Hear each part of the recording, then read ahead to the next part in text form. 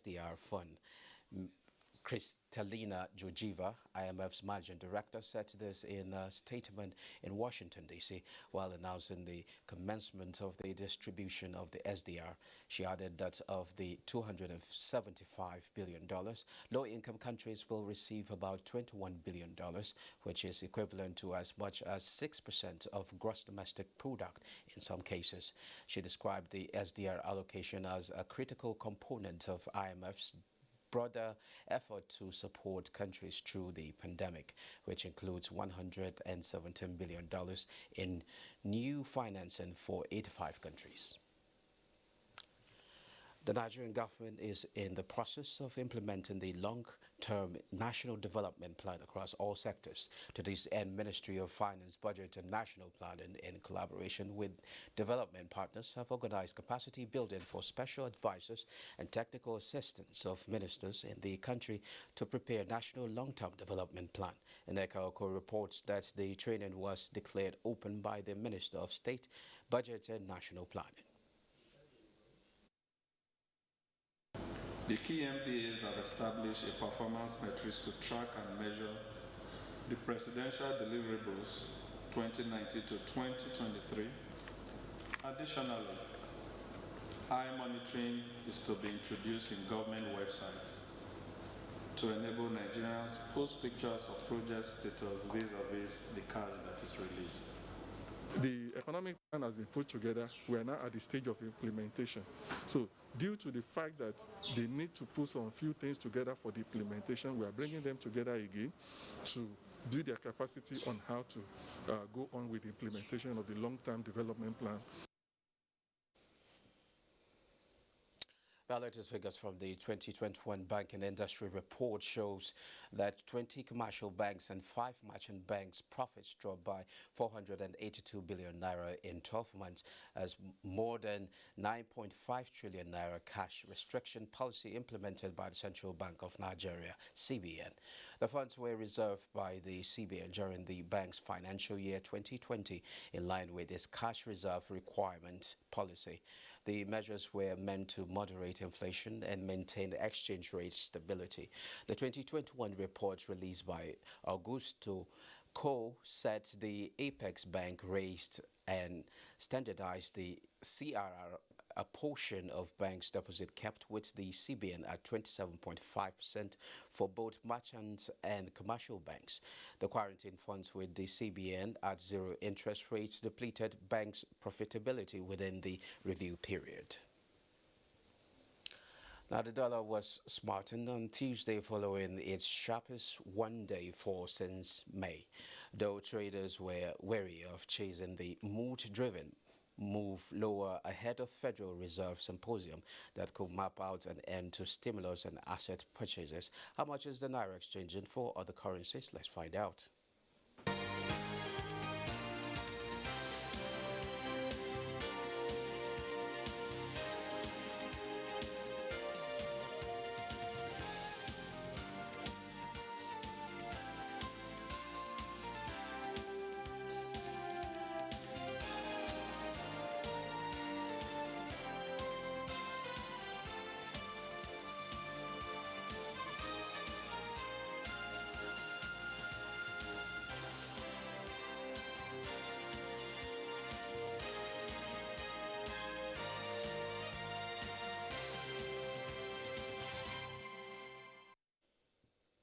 Other federal government and relevant key players in food production value chain are collaborating towards improving food supply chain in the country. This is coming as the government and the African Development Bank kickstarted the implementation of agro-processing zones and states. Musa Wabaliu has more. The outbreak of coronavirus has continued to have negative impacts on global food supply chain. Countries that relied on foreign nations for their staple foods are having tough time to import enough to feed their citizens. Nigeria is having a different situation, with figures indicating increase on agricultural activities despite the challenges posed by coronavirus. But what is disturbing not only to the citizens but Federal Ministry of Agriculture is the high rate of inflation. We may produce enough food to eat, But people will still sleep with hunger because they have no money to buy food. And the reason being, the convergence of who is who in agricultural value chain from within and outside the country in this hall is to discuss two fundamental issues relating to food supply system. The first line of discourse is the ways of ensuring staple price of food items post-COVID-19. The second is the industrialization for processing and export. To breed crops varieties and production practices that ensure competitive and profitable production of crops to satisfy our needs and surplus for export. We worked closely with the federal government to encourage the conditions for reducing violence and fostering better relations between communities. While British investors are indicating interest of investing in the Nigeria's agricultural value chain, the International Fund for Agricultural Development, IFAD, is set to key into the processing zones initiative. That is the tone for our discussion. We have in the studio Senior Special Advisor to African Development Bank President on Industrialization, Professor Oyebanji Oyelara Oyeyinka. You're welcome to Business Express. Thank you. Thank you for having me. Okay, there's this report indicating that the agro-processing zone may likely take off this year. What's the state of preparation? Thank you so much. We started having conversations around this with the country since 2019, April. The government had requested a loan of $500 million for this initiative. Okay. But we have you say $500 million? $500 million. That's the total. Okay. But of course, that's usually a seed. We have a lot of other partners joining us. IFAD joining us, Islamic Development Bank joining us with very huge and significant financing around it. So it's not about money. It's really about having a big initiative that is so credible. And this is what the African Development Bank brings to the table. We have, out of the first set of states that we screened, 8 locations, Kaduna, Kano, FCT, Kwara, Oyo, Ogun, and then Cross River and Imo states for this first phase this year. So we had a big, what we call an appraiser mission in April, May of this year, which was extremely successful. Visited every state, confirmed all the parameters that is necessary to approve this loan. So hopefully everything is in place, and we are going to the board in October this year. After that, it's about implementation on the ground in these 8 locations. That's when implementation? Once we get out of the board in October, first week of October, okay. The rest is now in-country implementation. Okay. Meaning that everything is now in the hands of our country. Okay, what informed the selection of the states? Yes, the states. Now, we have every state is going to be covered. Okay. That is the ultimate aim of this project. Every state that is interested will be covered. In fact, as we speak, we already have almost 10 states lining up. Okay. Once this is done, once we get implementation of these 8 locations, we want to show the example that this works. As I was saying during the meeting, this is nothing new for countries that have really made progress in this. If a country like Vietnam, we ended our 2 wars almost about the same time in 1975, it ended this war. It has 376 agro parks, 376. So it's not, and in fact, almost 70% of them are agro-industrial processing zones. A country like Ethiopia has 24 agri parks. It's leading in Africa. Half of it, again, about these kinds of industrial parks. So this was conceived by Dr. Akim Adesina when he was Minister of Agriculture. And we are now in 17 countries in Africa. So it is extremely important that we get it done in Nigeria. We know that once we show these examples, Nigerians are very entrepreneurial. A lot of private actors will begin to build their own zones. Okay, I understand that it was 6, then it was increased to 8 processing zones. Yes, yes. I mean, that was, again, of course, we are in a very complex country. We need to cover every geopolitical zone, our choices are really not based on politics. This is the point. In fact, the two states that were added afterwards were states that actually made the move, Imo and Cross River. They made the move and moved very rapidly. Initially, they were a bit slow in coming on board. We have a readiness index. You have to tick the box. Do you have a financial statements? Do you have your feasibility studies? Do you have environmental studies? All of those things, we had to tick the box for a state to qualify. And a state has to be willing to do it. You know, it's extremely important to have strong political backing for a project like this. It's huge. Okay. These are huge projects, yeah. Okay, what are the benefits? Let's look at the benefits. Thank you very much. This is, you know, the distinctive thing about a special agro-industrial processing zone is that it's different from your normal special economic zone, which is usually built around a port, around a seaport, so you process and you export. The unique thing about the special agro zone is that it is deliberately located within the agrarian communities in peri-urban areas. In other words, we are using this policy to force a structural transformation of our rural areas. This is the uniqueness of you see, you call it agro-industrial. A special economic zone could be high-tech, it could be for pharmaceuticals, it could be, but this is deliberately targeted to our comparative advantage, which is agriculture. But we want to do agriculture in a modern sense. We want to industrialize agriculture. So what are the benefits? We want to stem rural-urban migration. We want to turn zones of poverty in our rural areas into zones of prosperity. We want to be able to stop, say, for example, the herders-farmers clash. Two of the states, for example, I think three of them actually want to focus on livestock, Kwara and FCT, and to some extent Imo also. So when you have a modern farming system and ranching, this again begin to resolve the security issues that we have. Not a country like this should be doing what we are doing. You know, we shouldn't be doing this. So we hope that the agro zones, whatever they are processing, and the commodities were selected by themselves. You know, each state will ask them to select your top 3 commodities: cassava, cocoa, whatever it is, rice. And then we now are working with them to now have what we call the end-to-end solution.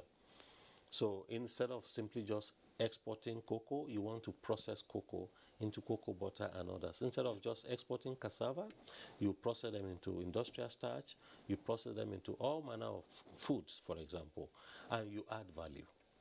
This is really had been the bane of Africa, simply just farming and shipping it to others who benefit. The cocoa industry, for example, Africa supplies 70%.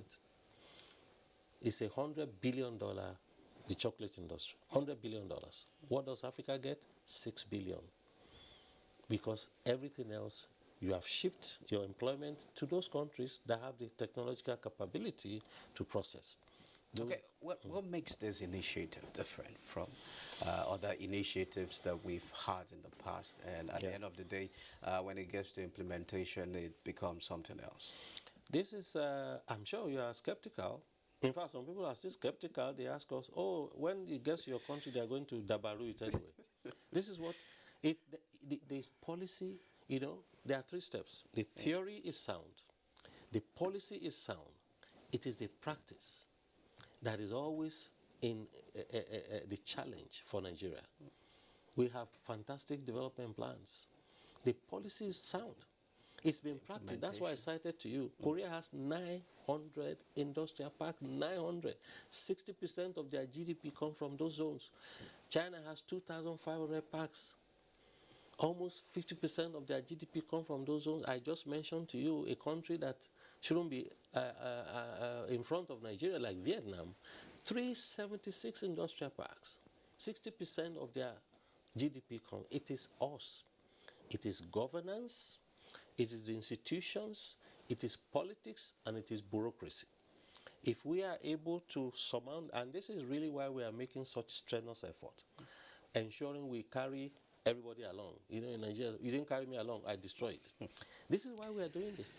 So we you pray for us, because it's not in anybody's interest that this should fail. Okay, how will this strengthen our position in the African Continental Free Trade Agreement? Yeah, you said, can you come How again? would this strengthen our position in... As a matter of fact, one of the big advantages of zones is that you can also have regional hubs. Okay. And we are hoping that once we have this, we are able to add value to our products, to our materials, and then we can export among ourselves within the continent. If you are not able to compete in the European market or an Asian market, at least you can compete within the African market. And you know, manufacturing and industrialization is about learning over time. You get more competitive the more you practice. In fact, the reason we are backward is that we have taken the low, what I call the low road of development. Just dig up oil, share among yourselves, and then all these 50, 60 years, others have been developing their industrial capacity. Okay, before I let you go briefly, yes. Tell us about the selected commodities, actually. So the commodities basically are those that are concentrated in those states. Okay. As I told you, for example, we agree with the clients, that's the states. Give us your top 3 commodities. Say Ogun State will say cassava, rice, and something else. Say FCT says we just want to focus on livestock because we have cattle and we have challenges. Say which other states? Oyo State, they also, for example, focus cassava, rice. We have some that are common to the tropics, and we have some that in the north, for example, you have states that are focusing on rice. You want to raise the scale. We are getting there with rice, for example, since Dr. Adesina's revolution started in 2011. But we want to get to a point where we are net exporters. Okay. Thank you very much, Senior Special Advisor to African Development Bank, President on Industrialization, Professor Oyebanji Oyelara Oyeyinka. Thank you. Thanks so much. Thank you for having me. Now moving on, gold prices fell slightly on Tuesday, although they hovered above the key psychological level of $1,800 on expectations that the U.S. Federal Reserve might delay cutting back its stimulus amid rising cases of the Delta coronavirus variant. Let's now take a trip to the commodities market.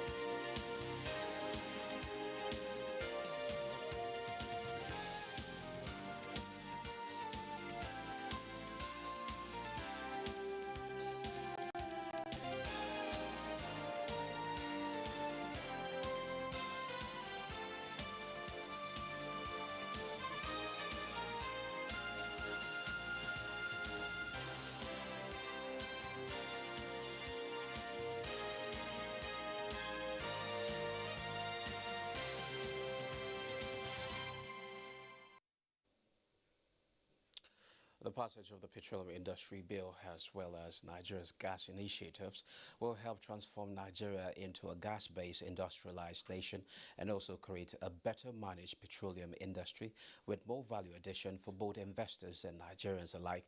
Vice President Yemi Osinbajo stated this at a virtual event on the gas initiative being implemented by the Buhari administration. Details with Jide Onifade.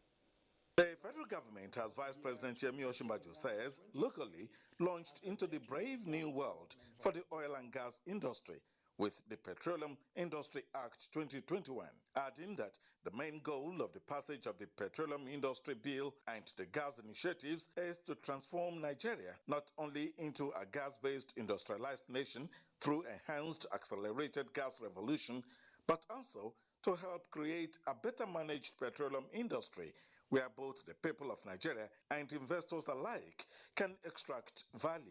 While the federal government is building coalitions with other affected countries to urge a just transition as we advance to zero transmission, I will urge indigenous energy companies such as yourselves to join in the very urgent advocacy that is required to prevent the disaster that would result from defunding oil and gas projects. And not only that, the African Continental Free Trade Agreement will offer new vistas for business, but your participation and your contributions to some of the negotiations that are going on even now will be helpful to see that we're able to get the very best value from this next round of negotiations. The next 25 years, Vice President Osinbajo said, will be defining for the energy industry. Now, surviving COVID-19 series is a story of a young entrepreneur who ventured into a palm oil business as put together by Bosede Abel.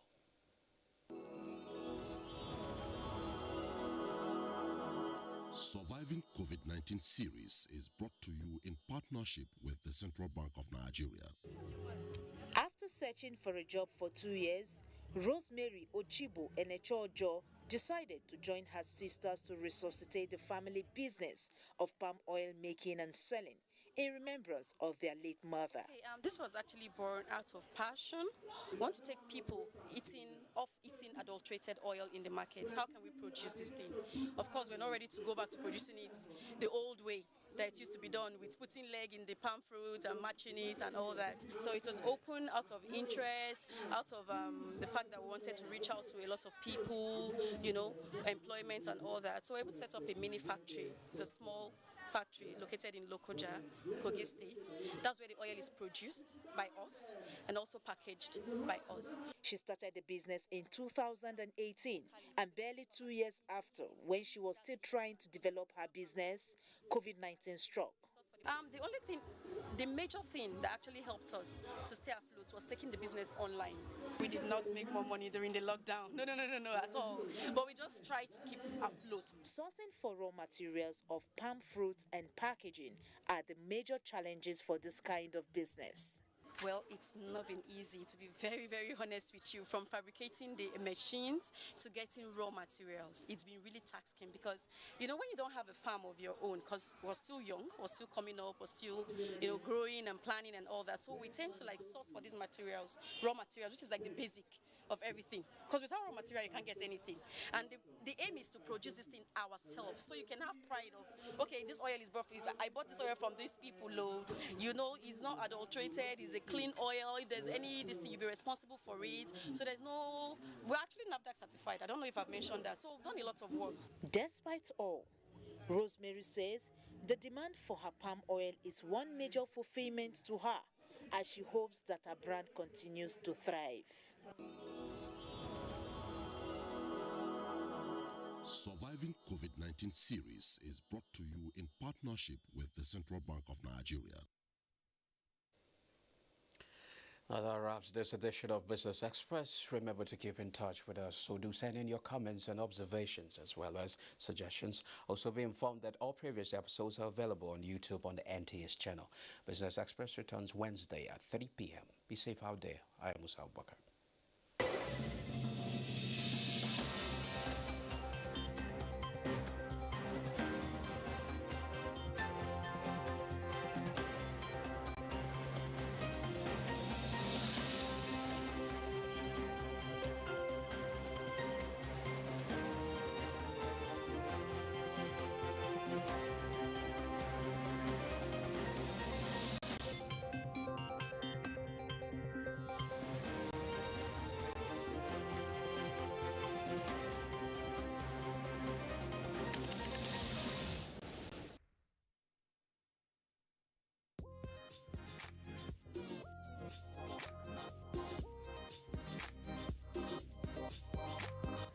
wannan labarin ma yana peji na 36. Ita kuma babban labarin wannan jarida shine ainihin labarin da ke gaban jarida shine ta bayyana cewa ọkwa ọjị Ikenga eziokwu nwanne m nwoke Ikechukwu Ndukwe Igbo mam iji wee mee ka ụbọchị na-aga n'anya ya nation fún ti òwúrọ̀ yìí ibẹ̀ náà ti sọ pé àwọn ìgbìmọ̀ aláṣẹ ìpínlẹ̀ Benue pàṣẹ wípé ní gbogbo àwọn ẹ̀ka, ní ẹ̀ka ètò ẹ̀kọ́, ní ẹ̀ka ètò ìlera, ní ẹ̀ka ètò ààbò.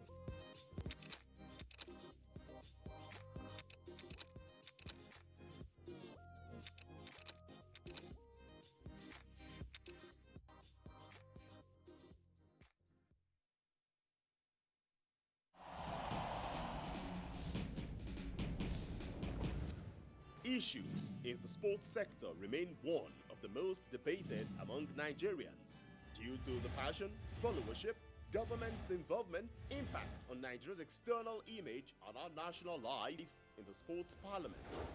The NTA offers Nigerians deep views on issues with experts in the sports sector, offering in-depth analysis, hindsight, insight and foresight towards elevating Nigerian sports to the zenith on the floor of the sports parliament. Sports Parliament, a unique platform for sports discussions, showing live on the NTA. Keep a date with the parliamentarians. The eyes have it.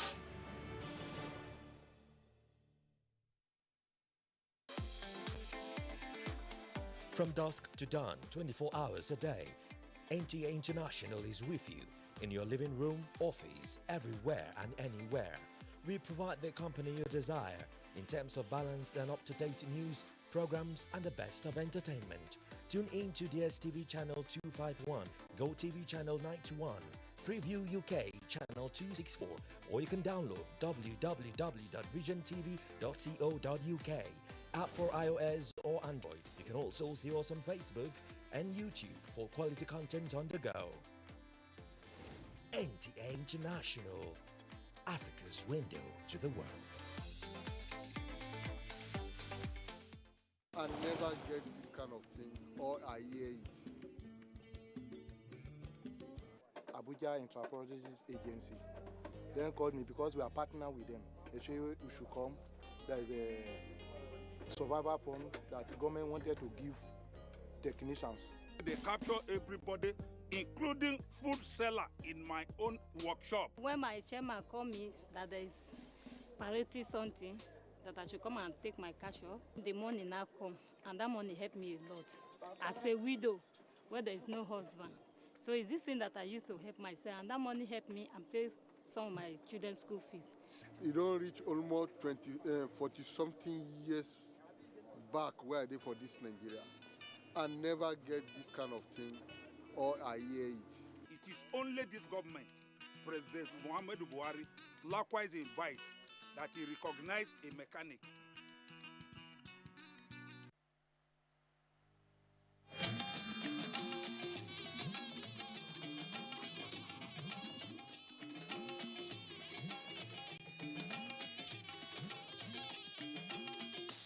This is the network service of the NTA.